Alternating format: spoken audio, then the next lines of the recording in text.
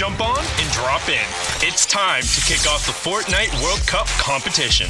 From April 13th to June 16th, we'll be running Fortnite World Cup Online Opens, where you can qualify to compete for your chance at a piece of the $30 million prize pool. But how will these work, you ask? Each week will alternate back and forth between solos and duos competition, with players qualifying from each server region in Oceania, Asia, Europe, Brazil, NA East, and NA West. To find specifics for your server region, go to Fortnite.com/World Cup. To play in the online opens, you'll need to compete in the new Arena mode, an always-on form of competition where players can rank up tiers and leagues. It all starts in the Open League, and when players earn 125 points, they'll advance into Contenders League. After that, you'll need to build your way up to 300 points to unlock Champion League, where the Saturday online open players will be chosen. Then, we'll take the top 3,000 solo players or 1,500 duos from that Saturday's semifinals and advance them to the Sunday finals. Each Sunday, 20 players will rise to the top and qualify to join us in New York for the Fortnite World Cup Finals. Buckle up, because we're officially on the road to the Fortnite World Cup Finals.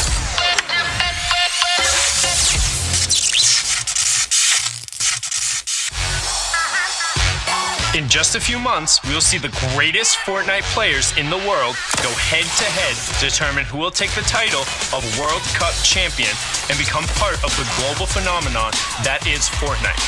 Hundreds of players will compete on stage in New York City for their chance at Ultimate Battle Royale glory and their piece of $30 million. But let's look back at how we got here. The competition was hot at our first major live event at PAX West, where we held the Summer Skirmish finale. This open format pitted over 900 players against each other, and Morgassi was able to rise out of the masses and take home nearly $250,000. A life-changing amount of money. Fall Skirmish came next, where 500 players competed not only in Battle Royale competitions, but build-offs, challenges, bake-offs, and cosplay competitions to win prizes and value club points. This all came to an insane conclusion at TwitchCon, where Tfue and Cloaksy were able to fend off the competition and win it all. It's Tfue and Cloaksy!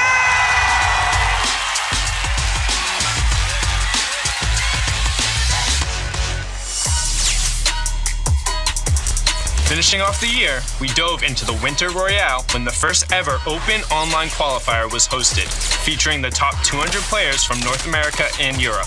In the end, the stream Skype dominated the European qualifier, semifinal, and final to come out on top.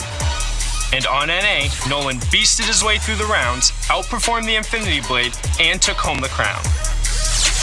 2019 kicked off with the Secret Skirmish, where Ghost Saf and Rise Ronaldo took the top spot in duos, and the solos competition ended with an unbelievable performance from Ghost Bizzle, who took it all with the most clutch Fortnite finish in competitive history. Around, shot comes in, a limb for Bizzle, turns on the player above.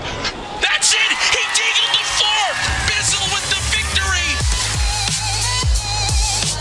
But this unbelievable action isn't limited to offline events.